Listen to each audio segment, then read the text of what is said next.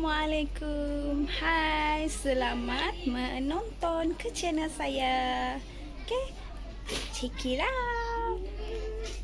Hai, kembali lagi ke channel Siti Aisyah. Oke, hari ini saya ada udang kertas ya.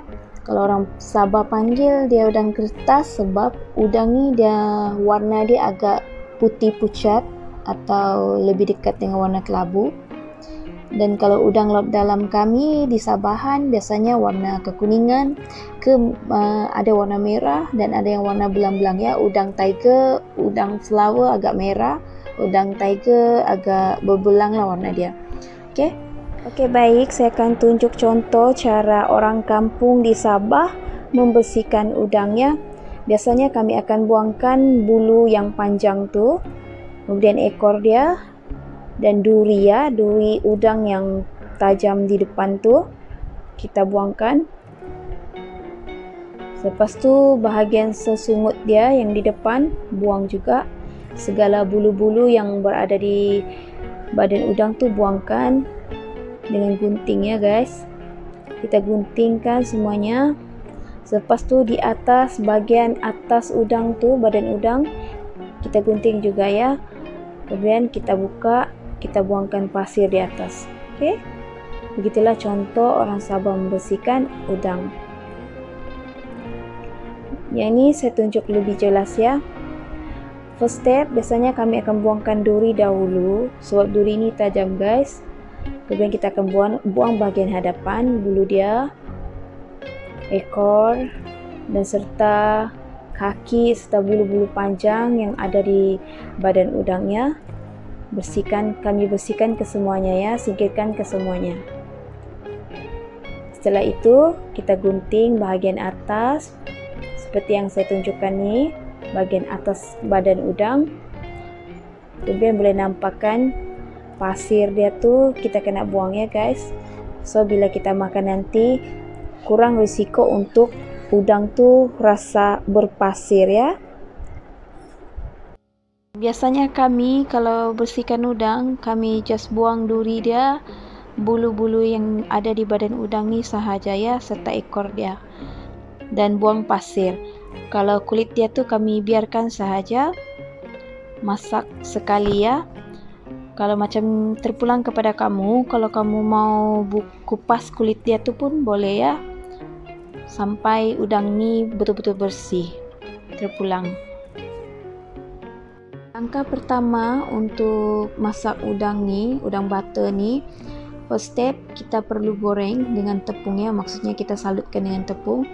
Saya gunakan dengan 1 biji telur sebagai gam dia, fungsi dia untuk melekatkan tepung ya.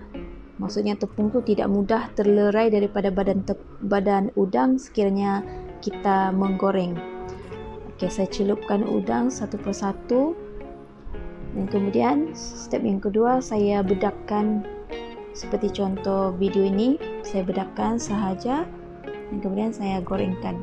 Pastikan semasa goreng tu minyak kenalah kecil ya guys, untuk elakkan kita punya tepung tu mudah hangus ya. Ini adalah contoh untuk salutan dia. Okey, tepung boleh gunakan tepung jagung atau tepung gandum ya. Okey, ini pula adalah bahan-bahan untuk butter ya, butter cair kita tu.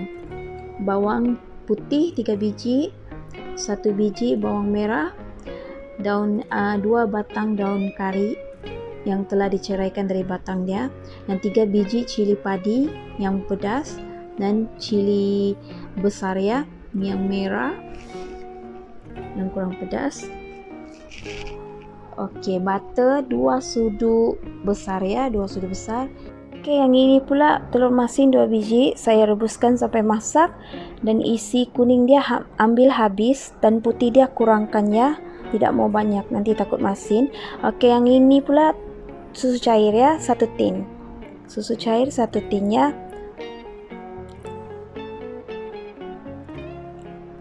Bawang ni saya akan tumbuk lumat beserta dengan cili padi yang kecil pedas tadi ya.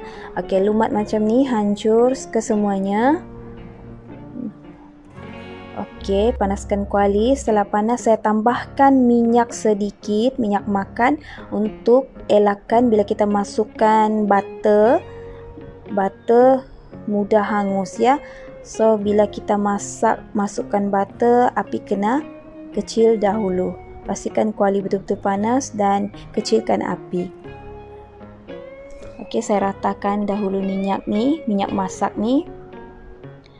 Kemudian barulah saya masukkan 2 sudu besar, 2 sudu makan butter ya.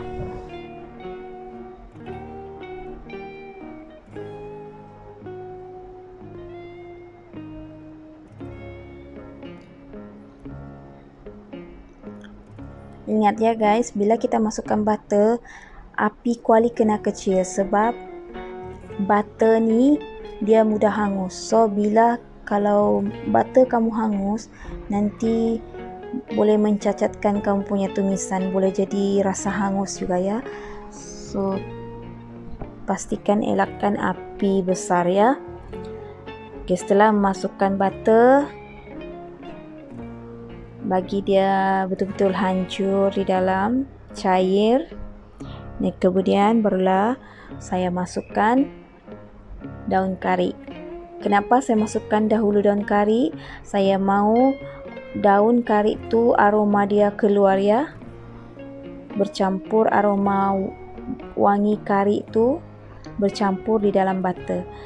Kemudian saya masukkan bawang yang telah ditumbuk tadi ya, yang telah lumat ditumbuk tadi. Saya masukkan, tumis sekali, kacau sampai naik bau wangi bawang tu ya. Kacau sampai betul-betul seimbang bawang-bawang tu dengan daun kari tadi. Dan kemudian saya akan masukkan lada besar ya. Lada besar. Kacau. Pastikan waktu kita tumis bahan-bahan ni semua, api kenalah sederhana kecil ya. Kemudian saya masukkan telur masin. Telur masin tu untuk sebagai peringatan, untuk bila kita masukkan telur masin ni, elakkan memasukkan garam dahulu ya. Akhir masakan kita tu barulah kita adjust garam. Sebab di sini ada telur masin. Biasanya saya masak ni, saya tidak akan menggunakan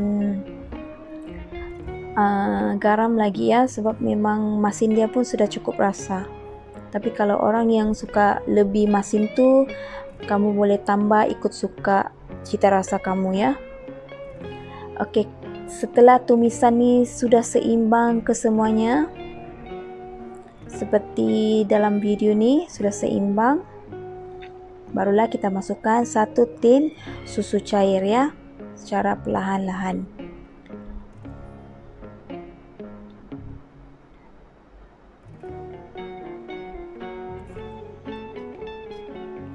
Untuk susu cair ni ikut suka kamu, anggaran macam mana kamu. Kalau kamu suka lebih, kamu boleh tambahkan, habiskan 1 tin ya.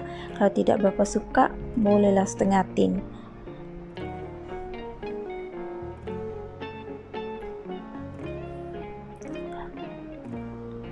Macam ni kita boleh anggarkan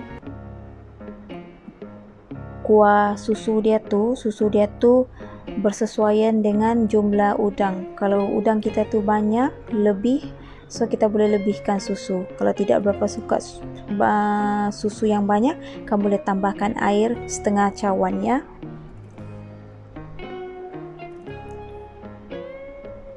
Pastikan betul-betul mendidih dahulu susu dengan bahan-bahan tadi.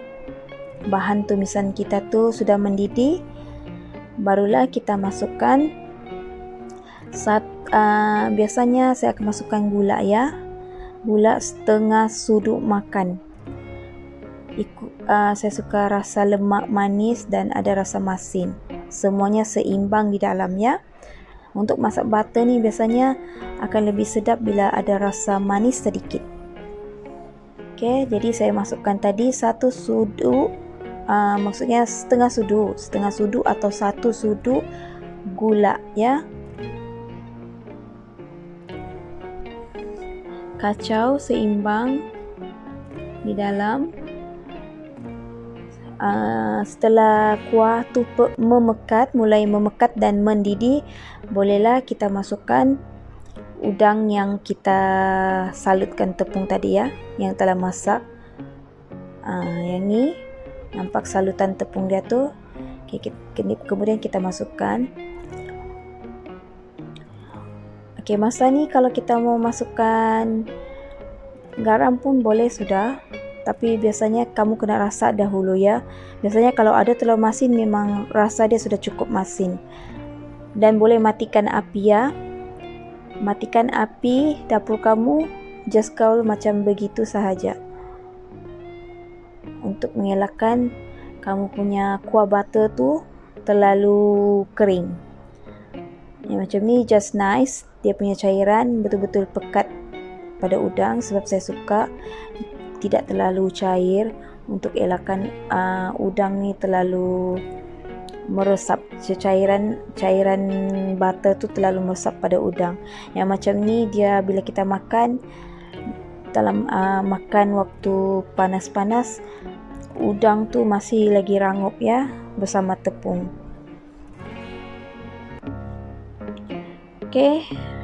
Untuk macam ni, bila sudah semuanya gaul seimbang di dalam butter tu, bolehlah hidang. Inilah hasilnya. Boleh tengok kan dia punya kelembapan tu, lemak-lemak dia tu guys, sangat memukau ya. Untuk resepi butter special ni kamu kena try ya. Sebab memang sedap, moist. Lepas tu lemak dia memang special lah. Kalau rasa tu pasti mau lagi. Jadi jangan lupa cuba resepi ni. Sebelum tu jangan lupa klik subscribe untuk support ya. Terima kasih sudah menonton. Jumpa lagi.